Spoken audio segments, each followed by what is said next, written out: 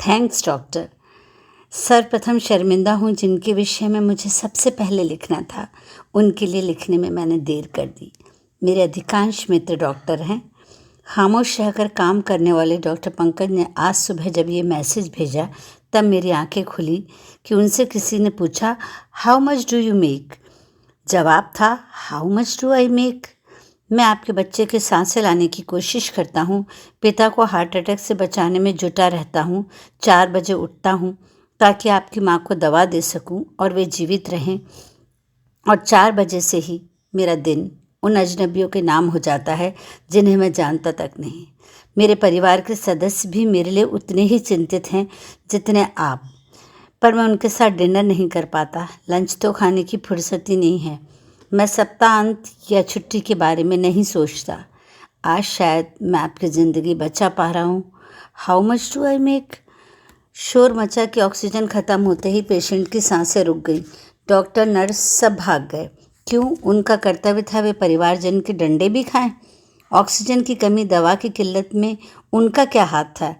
मेरी सहेली का अस्पताल अचानक सरकार के आदेशानुसार कोविड अस्पताल में तब्दील कर दिया। ना उनके पास ज़्यादा स्टाफ था, ना रूम। जैसे तैसे ऑक्सीजन सिलेंडर लगाए गए, पर आधा स्टाफ खाली ऑक्सीजन सिलेंडर भरवाने में लगा था। सरकार को अगर प्राइवेट अस्पतालों को कोविड अस्पताल बनाना ही था तो पहले सारी सुविधाएं मुहैया कराते। सारा ठीकरा स्वास्थ्य कर्मियों पर फोड़ा जा रहा है। वेतन ना मिलने पर भी कई लोग काम कर रहे हैं। शमशान में भी गैर सरकारी संस्था के लोग मदद कर रहे हैं। नेता अपना रौब दिखाकर डॉक्टर को इस्तीफा देने पर मजबूर कर रहे हैं। मेरी बहन अपने डेंटिस्ट बेटे को प्रार्थना करते हुए रोज उसे अस्पताल विदा करती है, भारी मन से। छोटी बेटी दौड़ के बैग पकड़ाती है, पापा शाम को जल्दी आना। इस वक्त उसके लिए उसके पापा ही भगवान हैं। हम क्यों नहीं मानते कि भगवान कहीं नहीं इन्हीं स्वास्थ्य कर्मियों में छुपा है? आप उनका सम्मान करें, विश्वास करें। दवा, ऑक्सीजन, कमरा, बेड नहीं है तो उनका इसमें दोष नहीं।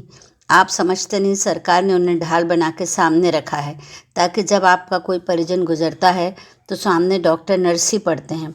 आप सारा गुस्सा उन पर उतार देते हैं। उनकी चिड़चिड़ाहट भी स्वाभाविक है। कई दिनों से अपने परिवार से नहीं मिले, खाना भी नहीं खाया, सोते भी नहीं, वीडियो पे बच्चों को देख लेते हैं, और एक हम हैं कि हर बात पर रोना, शिकायत। वे भी इंसान हैं, परिवार वाले हैं हमारी तरह, जिनके पास सुविधा नहीं हो पा रही। मसलन साउथ के पास एक गांव में बोर्ड लगा दिया गया है, कृपया हमें परेशान न करें, अस्पताल बंद है। अब हमारी बारी है। जैसे हम ईश्वर को रोज़ सुबह शुक्रिया अदा करते हैं, इन्हें भी करें। आभारी हूँ हमारी सांसों के रखवाले, दिल के राजदार, हमारे जीवन मित्र। हम सब आपको सलाम करते हैं, आपकी महत्ता को सर आँखों पर रखते हैं। आपने साबित कर दिया कि आप पैसा कमाने की मशीन नहीं हैं। आप ही हमारा वेंटिलेटर हैं जिसके पास हम दौड़े चले जाते हैं।